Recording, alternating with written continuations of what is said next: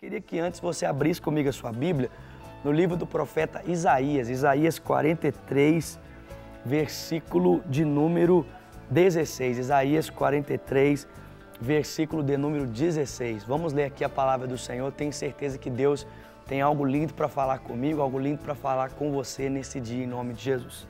Isaías 43, versículo de número 16, a palavra do Senhor, ela fala assim, ó: assim diz o Senhor, aquele que fez um caminho pelo mar, uma vereda pelas águas violentas, que fez saírem juntos os carros e os cavalos, o exército e os seus reforços. Eles jazem ali para nunca mais se levantarem, exterminados e apagados como um pavio. Olha a palavra do Senhor. Esqueçam o que se foi, não vivam no passado.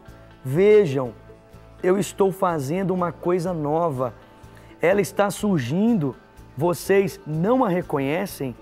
Até no deserto eu vou abrir um caminho e riachos no ermo. Então esse texto foi escrito por Isaías na época em que os filhos de Israel estavam ali no cativeiro babilônico.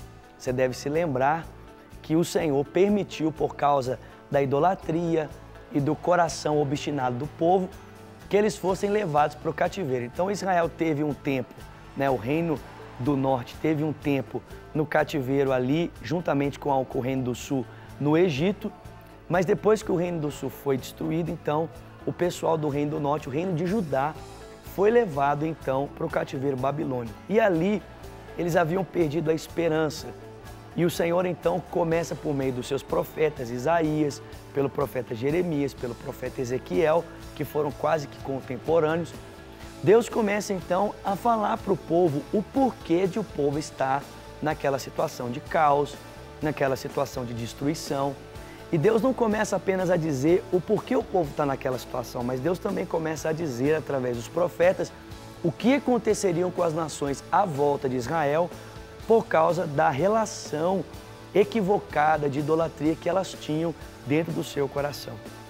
E Deus então, queridos, nessa primeira parte do livro de Isaías, ele vai trazer o porquê dessa situação de caos, por que está acontecendo isso.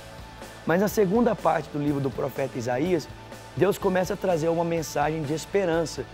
E Deus começa a dizer para o povo, através do seu profeta, que o povo está sofrendo sim, que o povo está passando por um juízo de Deus sim, mas que Deus, ele vai restaurar a história desse povo, que Deus vai restaurar a vida desse povo, Deus vai trazer esse povo de volta e vai restaurar a vida deles.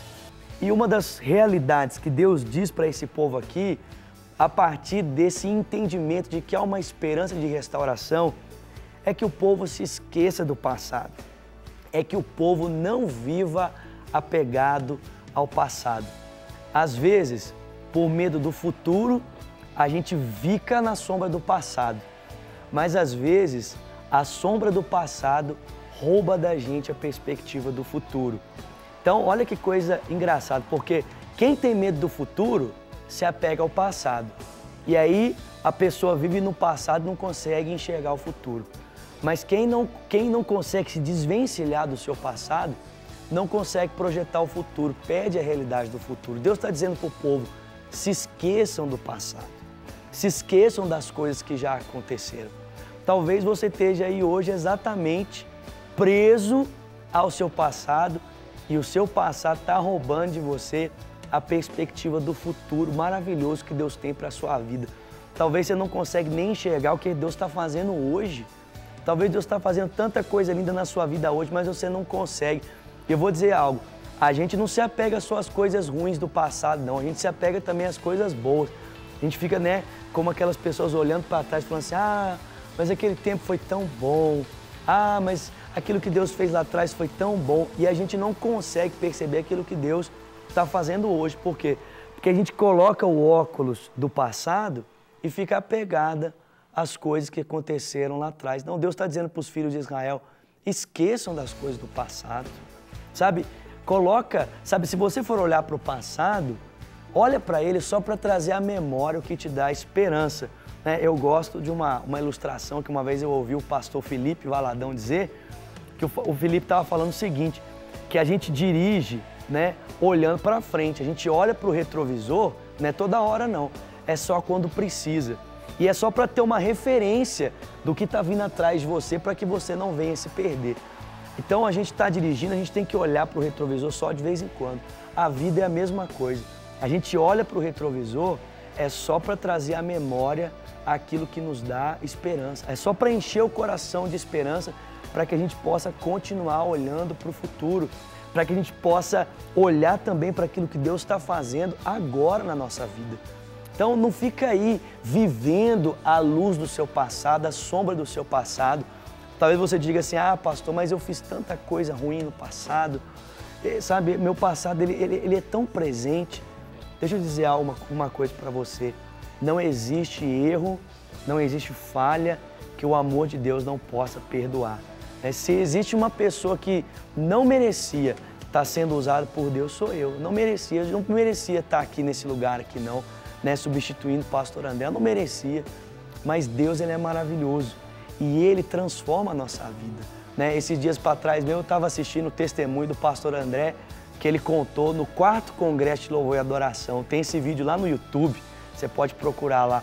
O André, gente, tantas coisas erradas, mas o Senhor restaurou a vida dele, Ele restaurou a minha vida, Ele pode restaurar a sua. Quem deseja que você fique aí vivendo debaixo de condenação é Satanás. Ele é que é o acusador. Deus não veio para trazer condenação, não. Ele veio para trazer perdão, Ele veio para tirar de nós toda a culpa, todo fardo, todo peso. Então, olha, não fica aí vivendo debaixo de culpa, de condenação, não. O Senhor está dizendo, olha, esqueça o passado. Não fica vivendo aí na sombra do passado. Não, eu estou fazendo uma coisa nova surgir. Será que vocês não estão reconhecendo isso? Sabe, Deus está fazendo algo novo hoje. Toma posse dessa palavra na sua vida, em nome de Jesus. Deus está fazendo algo novo por você. Deus está fazendo algo novo no seu casamento, esposa.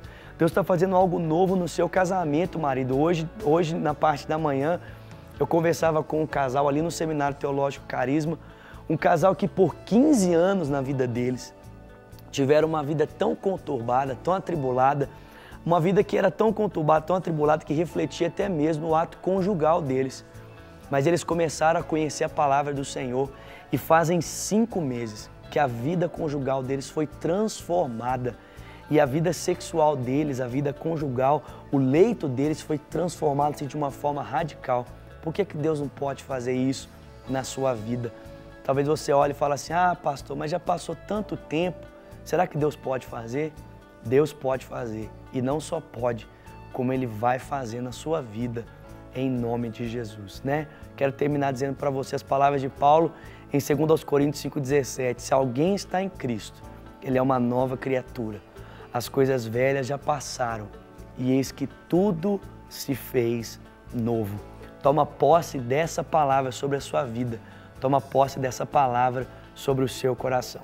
E eu quero terminar não apenas fazendo uma oração por você, mas também lembrando o nosso ganhador de hoje. Então, vou só anunciar o ganhador aqui. O ganhador é a Benigna Holanda. Então você, Benigna Holanda, você é a nossa ganhadora de hoje. O Twitter é @BenignaHolanda. O pessoal da promoção vai entrar em contato com você então, para que você receba aí na sua casa o DVD Fortaleza. Eu quero terminar fazendo uma oração por você, para que o Senhor conforte, para que o Senhor arranque essa raiz aí do seu coração, em nome de Jesus. Pai, que o Senhor possa mergulhar nas emoções dos teus filhos, nas nossas emoções, e arrancar de nós, ó Deus, tudo aquilo que não te glorifica. Toda a cadeia, Senhor, em que Satanás tenta nos prender de lembranças amargas, dolorosas, que o Senhor esteja arrancando e que vidas, famílias, sejam nesse dia transformadas pela Tua palavra, Senhor. Faça isso, eu te peço, em nome de Jesus. Amém.